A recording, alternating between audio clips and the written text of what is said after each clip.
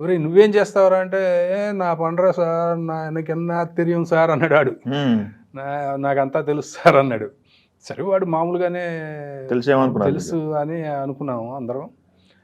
ఆ తర్వాత వాడు ఏం చేశాడంటే ఒక షాట్లో పాము పెడితే అది లైట్లకి డల్ అయిపోతుందండి.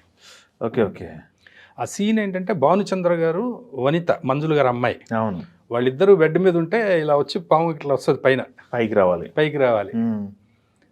అది పడిపోతుందండి. Okay okay. పడిపోతుంటే రే ఏంట్రా నీకు చేయడం చేత అది ఇది అంటే వాడు ఇంకోటి ఒక సంచిలోంచి ఓపెన్ చేసాడండి ఓ పావుని. ఆ పావుని పెట్టాడు. ఆ పావుని పెడితే అది చాలా ఫెరోషియస్గా ఉంది. అంటే కూరలు పీకుంటారు అయితే. కూరలు పీకారండి. కూరలు పీకిన తర్వాత కొన్నాళ్ళు దాన్ని ఉంచాలటండి అలాగే.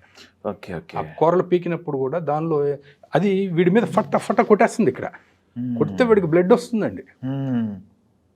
అది అరే ఏంట్రా బాబు అంటే ఇదంతా మాకు సహజం అన్నాడు వాడు. ఇవన్నీ మామూలే అన్నాడు. అయితే మేము కూడా అందరూ ఎందుకు అంత భయపడకుండా ఉన్నామంటే అంతకుముందు షూటింగ్ చేసేటప్పుడు వాడు ఆ మెయిన్ పాములోడు వచ్చినప్పుడు కూడా వాడిని కూడా టక్క కొడితే వాడికి ఇట్లా అప్పుడక్కడ బ్లడ్ కనిపించింది మాకు 2-3 సార్లు. ఆ తర్వాత ఒకసారి ఆవిడ అమ్మాయి వనిత ఇలా ఒక పాట పాడుతుంటుందండి. పాట పాడుతుంటే పాము వచ్చి బొట్టు పెట్టాలి ఇట్లా. అదొక షాట్. కింద వాడు పట్టుకుని ఉంటాడు పావుని పరగా, అది వచ్చి ఇలా వచ్చి ఇక్కడ ఆనాలి, నెక్స్ట్ ఇటు కట్ చేస్తే బొట్టు పెట్టి ఉంటుంది అనమాట.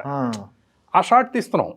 ఇలా వచ్చినప్పుడు మామూలుగా పాము కుడతారండి, నోరు కుడతారు. అమ్మాయి ఏమందంటే దానిలో విషయం ఏం లేదు కదా కూరలు లేవు, దాన్ని కుట్టద్దు నాకేం భయం లేదండి అమ్మాయి. అయ్యో, అలా చాలా మంది చేస్తారండి.